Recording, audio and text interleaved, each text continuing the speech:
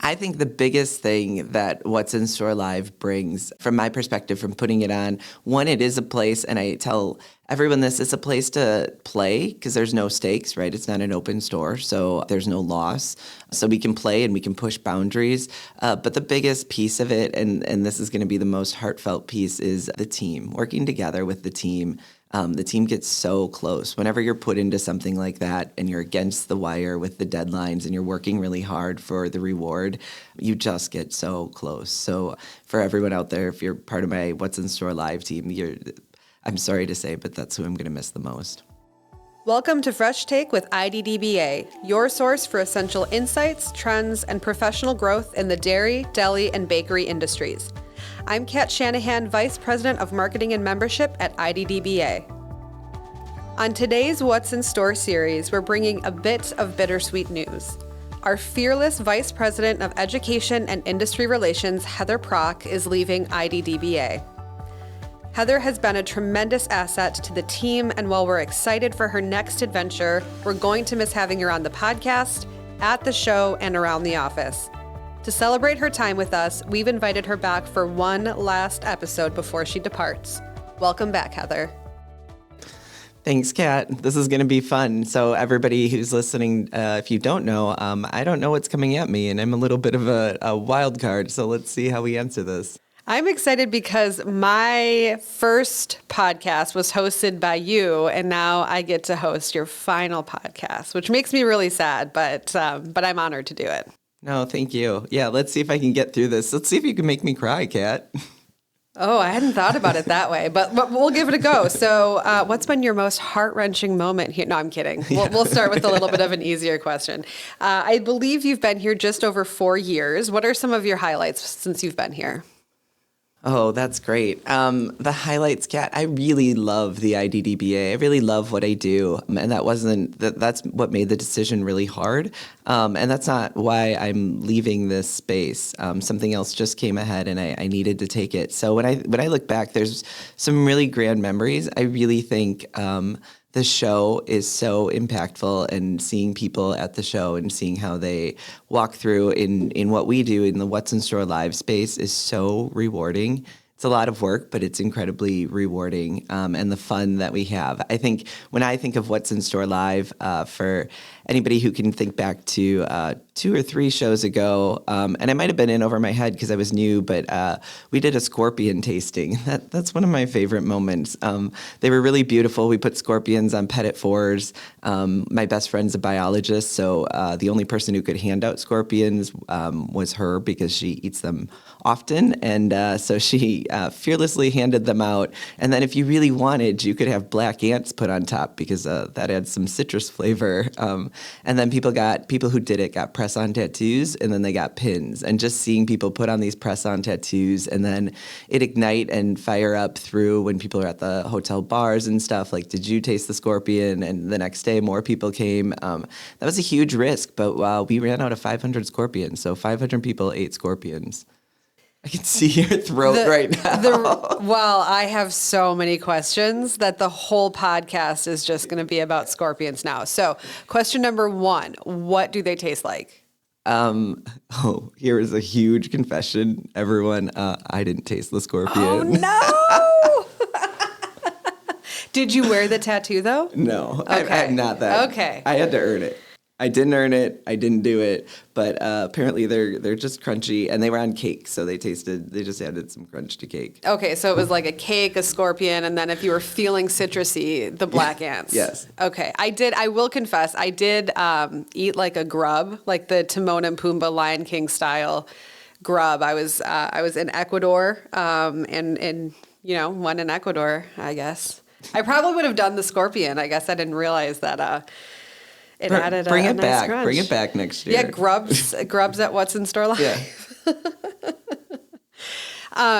I'm surprised that the black ants also added citrus. That was not something that I was expecting. Yeah, no. And that seems like too much, adding the ants to it. But People did it. And I just loved how fearless people were with food. Yeah. Like there's times where we're like, oh, I don't want sweet and savory in my same mouthful. But yeah, people were fearless. And the next Scorpions year, and cake. Yeah. And why I say that might have been early. It was a huge risk. I took a lot of flack for it, but then it worked out. And I say that I did that a little early because the next year people were like, all right, now what? And I was like, well, I mic dropped in my first year, so I don't know. How did this happen? I know you said your friend is a biologist. You have a lot of amazing connections in your network. How did this particular idea come to you? Well, another side of me, a side hustle that we have is motorcycle racing and a motorcycle show.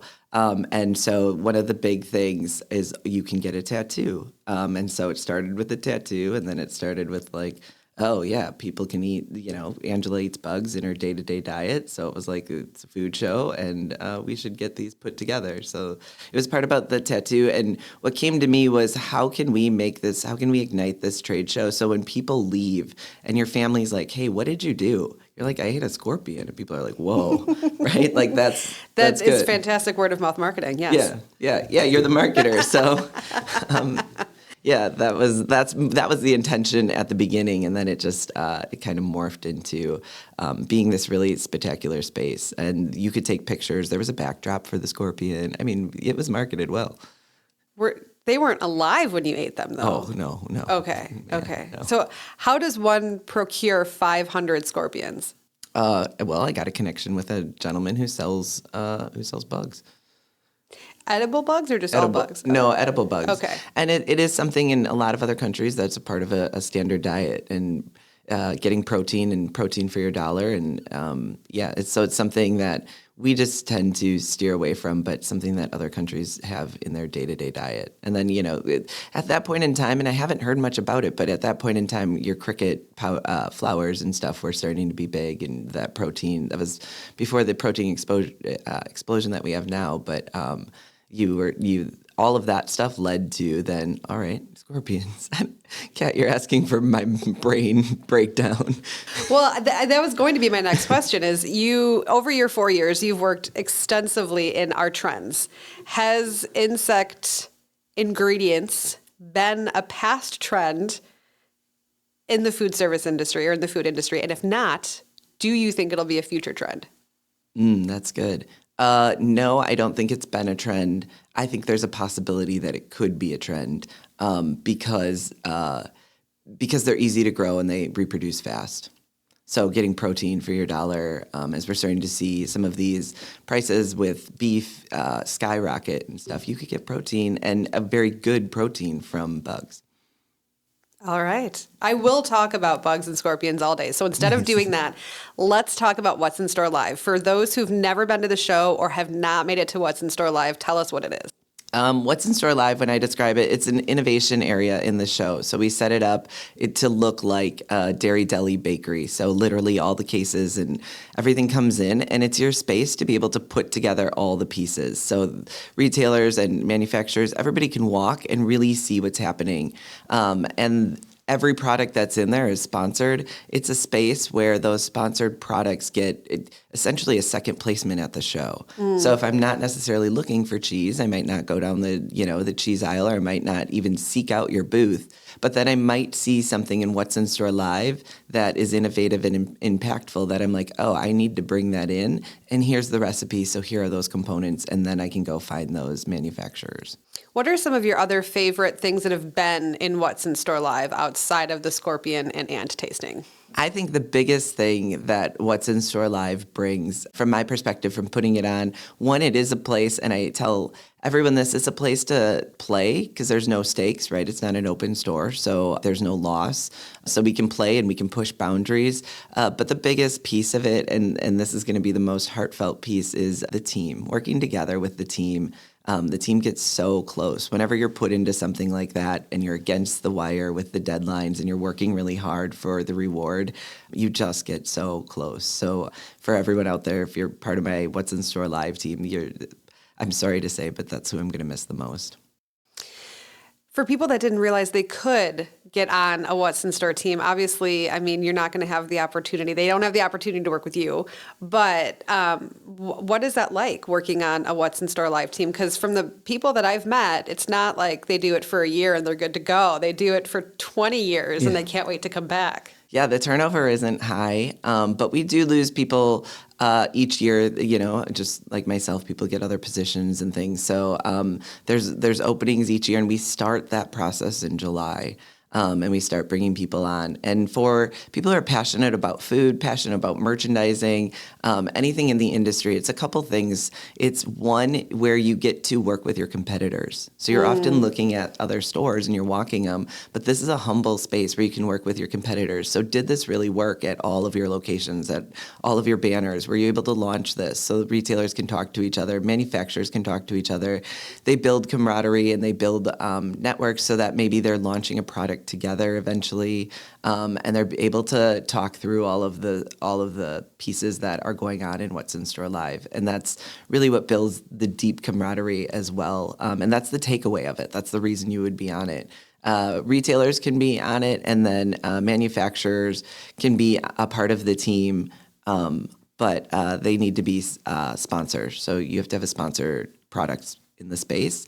And usually it's best for your R&D chefs, again, your frontline merchandisers and stuff, to be able to pull this space together. It's a lot like a store opening, condensed into 2 days.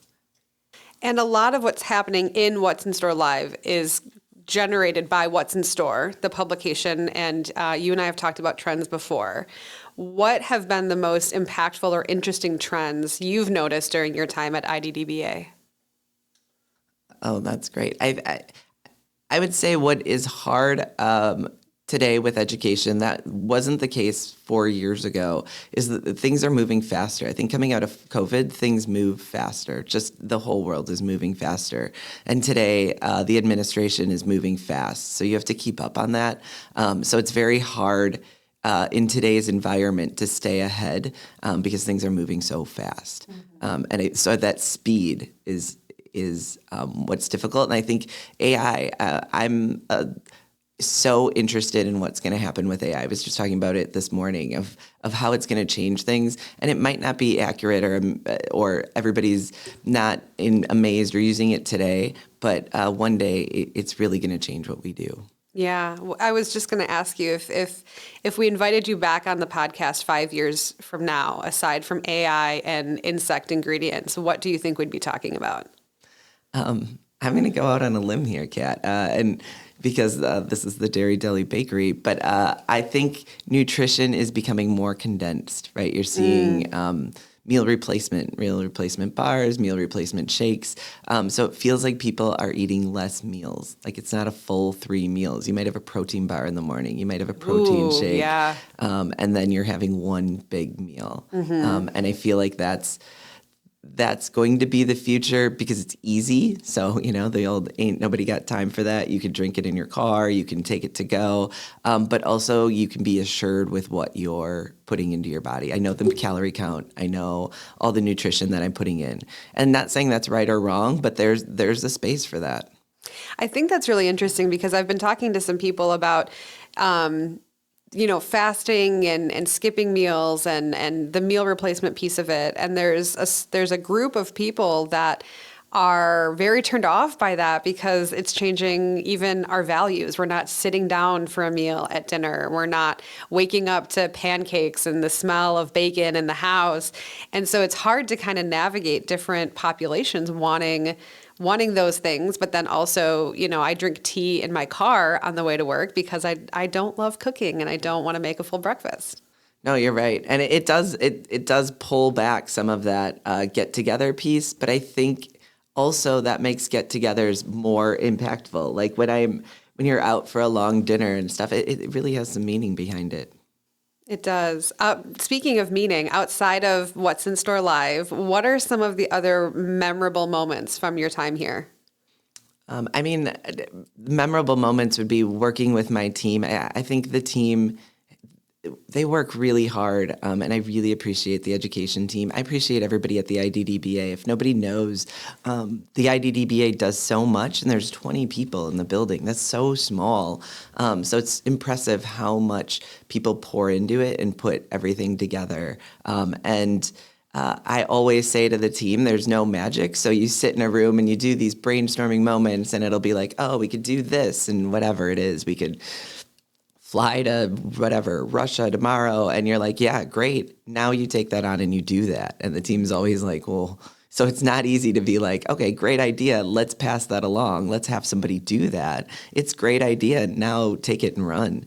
And that space to be able to be fully creative and to be able to make impacts on the industry is rewarding and outstanding. And you've made a lot of impacts through the education team. You've brought a lot of value to our members. You've brought a lot of support to our members, whether that's the educational programming, the market trends. Is there a particular initiative or program, again, outside of What's in Store Live, that you're really excited that kind of went from that like, hey, wouldn't it be cool if we did this to, oh, we actually did this? Oh, that's a good question. Yeah, and thank you. We have done a lot, so thank you for saying that. That means a lot. I think we're getting better at the data that we're putting out. So now adding the surveys and adding the customer component to everything. Now adding Euromonitor and adding the world data along with our U.S. data. I think that we're getting better as an association of putting that stuff out and connecting the dots. That has been one of my biggest learnings so far over the 5 months that I've been at IDDBA is there are so many data-driven resources for our members that you've brought, from our partners through studies, and there's just a wealth of knowledge that they can access that, as a small independent grocer, you might not have access to. Yeah, that's true.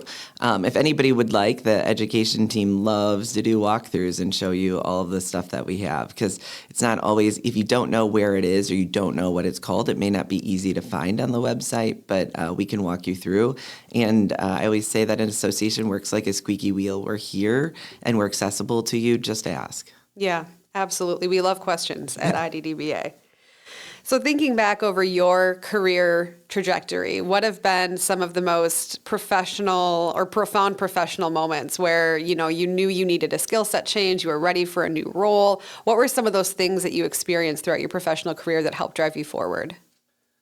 I think how I approach things is, this is going to sound great. I don't believe that you need to make a decision until there's a decision in front of you. So I don't overthink things until the decision or the final opportunity is in front of you. So that has made me a little, for lack of a better word, a little reckless or risk-taking through my career. I've done a lot of things to get from point A to point B. When I was with Whole Foods, they would make me talk about my career because it's an obscure track, and I would be like, oh man, why are you making me talk about this? But I now realize that can inspire people in different ways. And every time I have learned something so different and new and impactful, and I've had great mentors. And I think what it comes down to is you just need to work hard and pour into everything that you do. And that's really what I do is I'm not going to give it 100%. I'm going to give it 250%.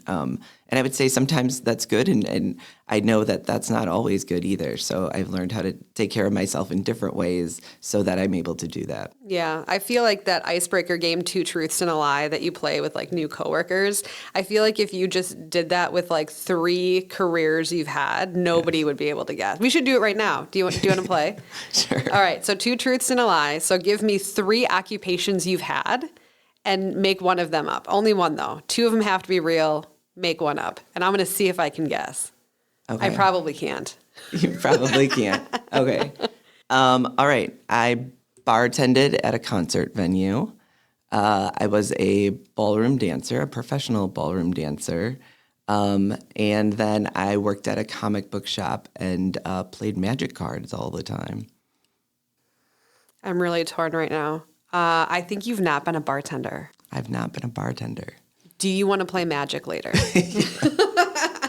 Yeah, that was my first job at a comic book shop. And then I'll tell you, when you think like, man, ballroom dancing, Heather, what? There is nothing like selling air. You are selling nothing. You are selling the dream of who you're going to be if you can dance. So when you talk about full regret, when you make that sale and that person gets in the car, they drive home, they don't even have anything to show for it. They're like, yeah, I just signed up for whatever, 50 ballroom dance lessons. So it taught me a lot about sales, and it taught me a lot about professionalism.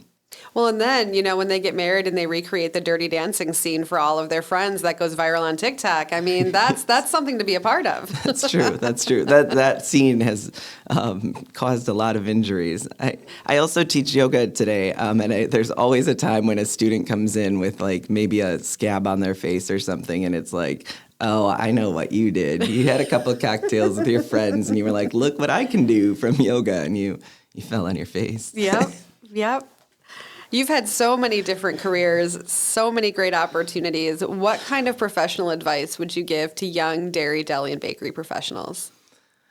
Oh, that's good. I think take chances. If I didn't take some of the chances that I did, I wouldn't be able to know what I like. And so I will tell you, I love grocery retail. I would go, and I came from center store, so, but now at the IDDBA, learning the perimeter, I have a full scope of what happens in grocery, and I love throwing the dairy load. I would throw it. I would volunteer. So if there's any retailers out there and you need someone and you're doing an opening, I am your gal. I will volunteer to throw the dairy load. That is my favorite thing.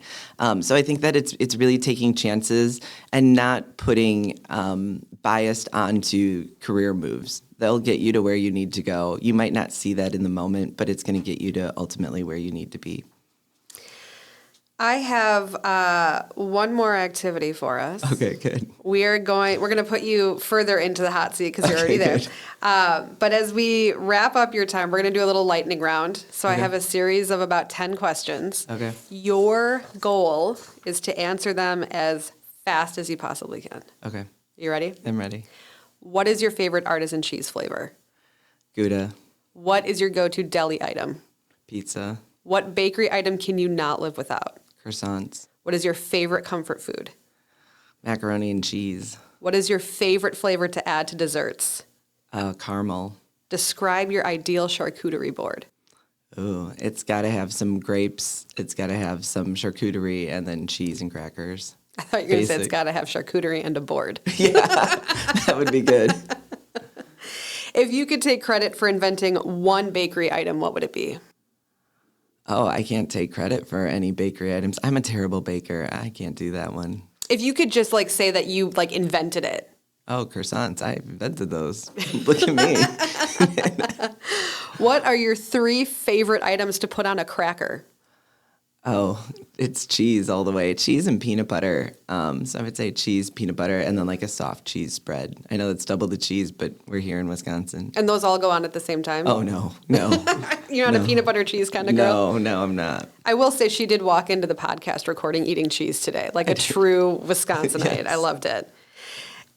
What grab-and-go meal do you wish you could get at a local grocery store?